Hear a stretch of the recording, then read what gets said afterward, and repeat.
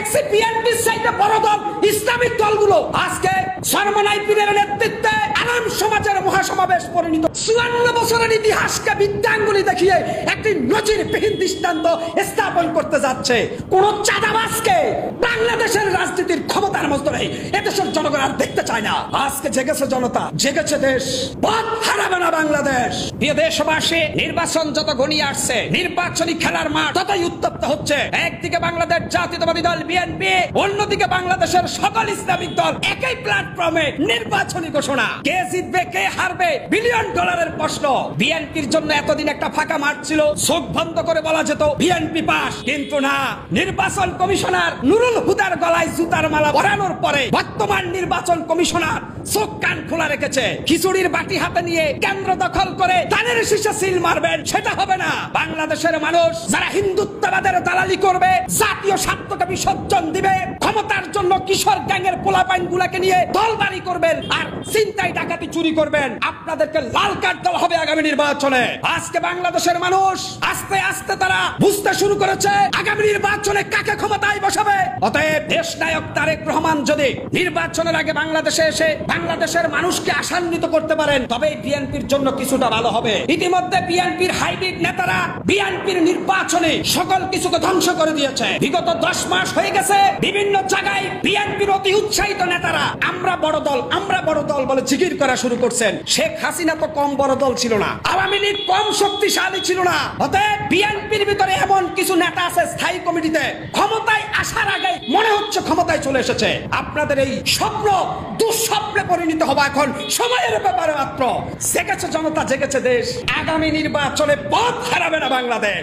নির্বাচন কাহাকে বলে, উহা কত প্রকার এবং কি কি, ইনশাআল্লাহ এই নির্বাচনে আপনারা টের পাবেন। আমি বলবো বাংলাদেশ জাতীয়তাবাদী দল বিএনপির একজন সমর্থক হিসেবে, বাংলাদেশ জাতীয়তাবাদী দল বিএনপির একাধিক নেতা বলে আমরা বড় দল, আমাদের মধ্যে একটু একটু ভুল থাকবে, আমরা যেমনে চাবো সেমনে হবে, হবে না।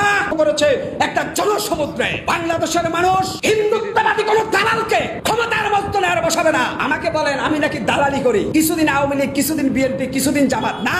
আমি সময়ের সাথে সাথে সত্য বলতে শুরু করি। যেমনি ভাবে বিএনপির প্রশংসা করেছি, এক সময় আওয়ামী লীগের প্রশংসা করেছি, আজকে দেখলাম বাংলাদেশ জাতীয়তাবাদী দল বিএনপির বেশিরভাগ নেতা কিশোর গ্যাংয়ের উপরে নির্ভরশীল। তারা কিশোর গ্যাংয়ের কিছু পোলাপাইনকে 200-100 টাকা দিয়ে মিছিলে এনে জনপ্রিয়তা প্রমাণ দেয়। জনপ্রিয়তা এটা না, জনপ্রিয়তা হচ্ছে কৃষক, শ্রমিক, মজলুম জনতা যদি বিএনপির ডাকে সাড়া দেয়, সেটাই হবে বিএনপির জনপ্রিয়তা। 200 টাকার বিনিময়, একটা বিরিয়ানির প্যাকেটের বিনিময় পল্টনের মহাসমাবেশে কর্মী দেখানোর নাম জনসমর্থন না, এটা বাউতাবাজি। অতএব মনে রাখবেন, বিএনপির আপার ক্লাসের নেতারা বিগত বিশ্বকাপে আর্জেন্টিনা বিশ্ব চ্যাম্পিয়ন হওয়ার পরও সৌদি আরবের কাছে পরাজয় বরণ করেছে। সব সময় চ্যাম্পিয়নরা জিতে না। আগামী নির্বাচনে বিএনপি নামক চ্যাম্পিয়ন দলটা আন্ডারডগ ইসলামিক দলের কাছে যদি পরাজিত হয়, অবাক হওয়ার কিছু থাকবে না। অতএব সাধু সাবধান, বর্তমান নির্বাচন কমিশনার কোন একক পক্ষকে একচেটিয়া রাতের অন্ধকারে খেলার সুযোগ করে দিবে না।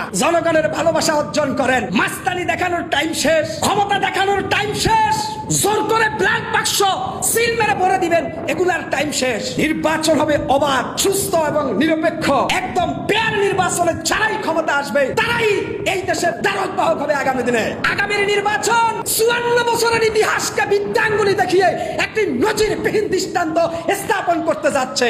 সাধু সাবধান, অতি আত্মবিশ্বাস কিছু রাজনৈতিক দল বড় দলের তকমা গায়ে দিয়ে লেভেল নিচে ঘুমিয়ে থাকবেন না। দৌড়াদৌড়ি শুরু করেন, জকিং করা শুরু করেন, জনগণের ধারে ধারে যান, মাস্তানি বাদ দিয়ে মানুষের পায়ে ধরেন, আর না হলে মানুষ আপনাদেরকে বুঝিয়ে দিবে ভোট কাহাকে বলে। অতএব আজকে বরিশালের সরমনাই পীর ইসলামিক আন্দোলনের হাত ধরে বাংলাদেশের সকল ইসলামিক দল একই প্ল্যাটফর্মে এই যেন ঈদের শুভেচ্ছা এই জাতির জন্য। তার মাঝে যোগ দিয়েছি আমার মতো হকার সাইফুল। আমিও আগামী দিনে বাংলাদেশ ইসলামিক দলের পক্ষে প্রচার করব। আমরা কোন সাদাবাজ, দখলবাজ, দুর্নীতিবাজকে ক্ষমতায় দেখতে চাই না। প্রয়োজনে জীবন দিব, রক্ত দিব। দখলবাজ, সাদাবাজ আর অবৈধ স্বৈরা শাসকের বিরুদ্ধে তীব্রতর আন্দোলন করে যাব। মনে রাখবেন, শেখ হাসিনা পালিয়েছে শুধুমাত্র অপদার্থ কিছু নেতার কারণে। আর বাংলাদেশে যারা বর্তমান বড় দল দাবি করেন, আপনারা ভোটের মাঠে জামানতনামা হারাবেন ওই যে শামসুজ্জামান দুদুর মুদের কারণে। আমি আগেই বিএনপি নেতাদের বলেছি, বিএনপির ভিতরে কিছু আপদমস্তক নেতাকে থামান, এরা ব্রেক ছাড়া গাড়ি, এদের কোনো কন্ট্রোল নাই, কিন্তু আপনারা এদেরকে থামান নাই। এটার ফলাফল 54 বছরের ইতিহাসে যে নির্বাচন হয় নাই, সেই নির্বাচনের মাধ্যমে জনগণ আপনাদের দেখাবে। অতএব কথায় কথায় যারা বলেন যে নির্বাচন হলেই বিএনপি পাশ হয়ে যাবে, আপনারা ভোকার স্বর্গে বাস করতেছেন। এইবারের নির্বাচনে বিএনপি যদি 100-এর নিচে সিট পায়, এই মুখ কাকে দেখাবেন? যদি ইসলামিক দলগুলো 180 থেকে 200 সিট পায়, বাংলাদেশ জাতীয়তাবাদী দল বিএনপি, আপনারা কি অবাক হবেন? না, এদেশের জনগণ অবাক হবে না, আপনারা অবাক হবেন। এটা আপনাদের প্রাপ্য। আজকে জেগেছে জনতা, জেগেছে দেশ। পথ হারাবে না বাংলাদেশ। কোন অবৈধ স্বৈরাচার, কোন ক্ষমতা দখলদার, কোন চাঁদাবাজকে বাংলাদেশের রাজনীতির ক্ষমতার মধ্যে নেই। এদেশের জনগণ আর দেখতে চায় না। 10 মাস হয়ে গেছে, আওয়ামী লীগ পালিয়ে গেছে। শূন্যস্থান পূরণ করছে কারা?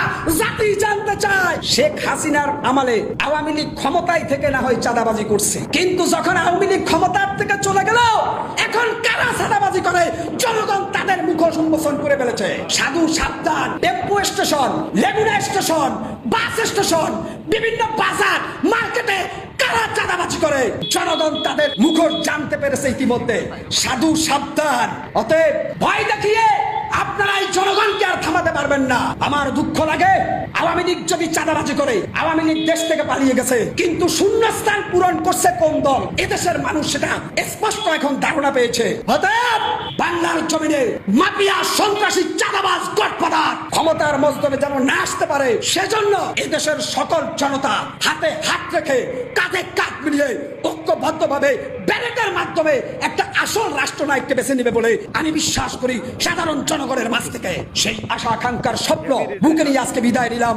আসসালামু আলাইকুম ওয়া রাহমাতুল্লাহি ওয়া বারাকাতুহু।